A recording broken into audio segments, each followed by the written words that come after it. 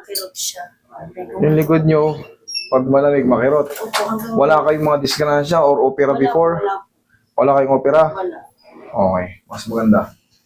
Mas mabilis, mas makakarate na. Yung ano dahil. Yan. Ito. Ano? Ito, ako muna. Tanong pa yung kanin. Yung kanin sa may release. Makirot siya.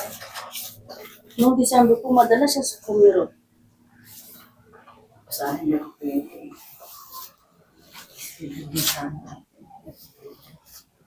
Si paring Ronnie na lang tawagan mo.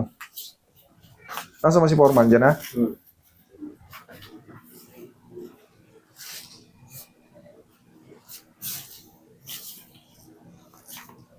Nasa ano ata ito eh. Nakasabay ko ito kanina, bumili ng mga pinunta ng Banawi. Nakatulog ng Banawi. Tangin mo na paring Ronnie, nga mo yung impression yung binigay ko. Ano na po?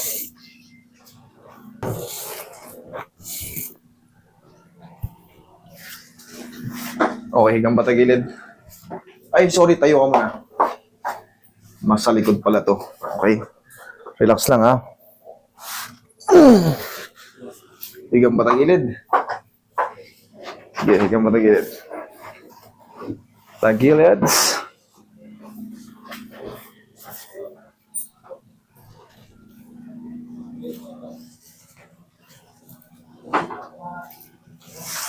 Relax lang.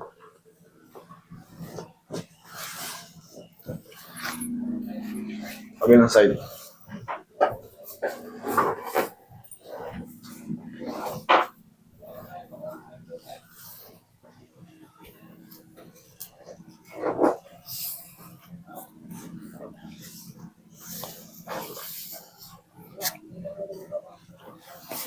Okay, dapa.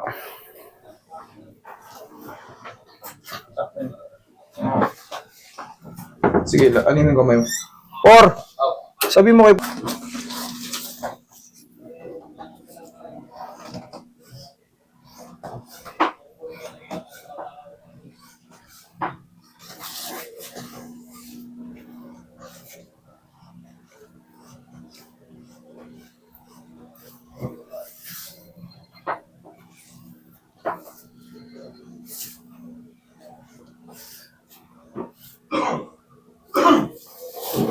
Relax lang, lambutan mo ng katawan mo.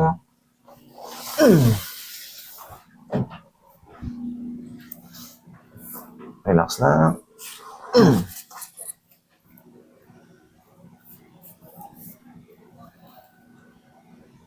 Ito, may problema sa'yo. Problema yan. Okay, diyan ka lang, ha?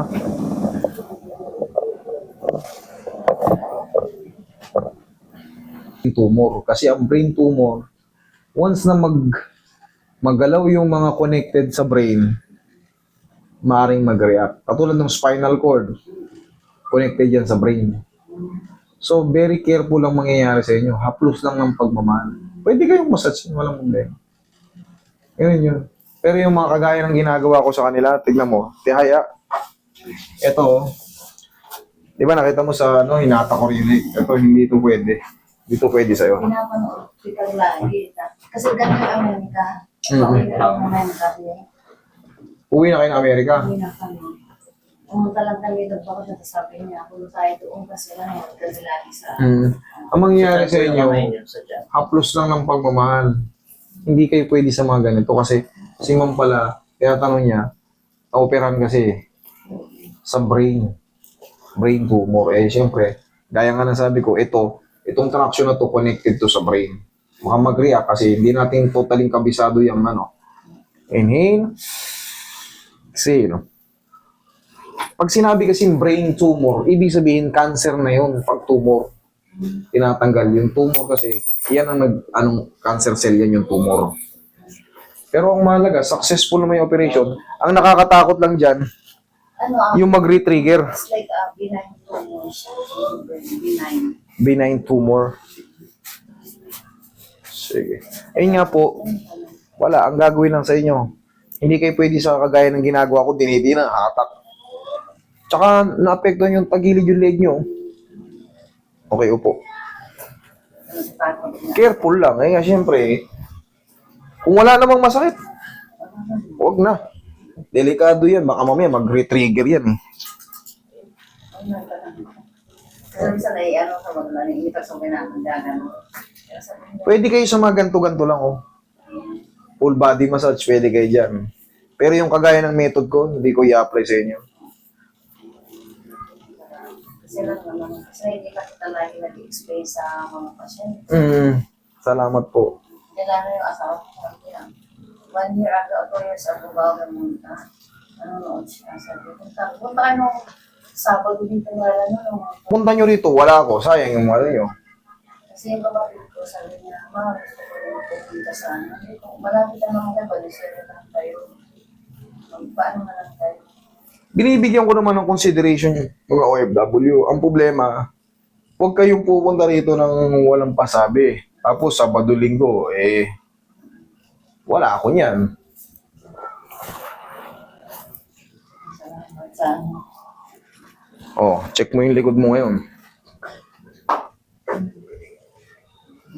No, Hindi siya. hindi na siya masakit. Okay? Yun lang yun. Thank you. Ingat.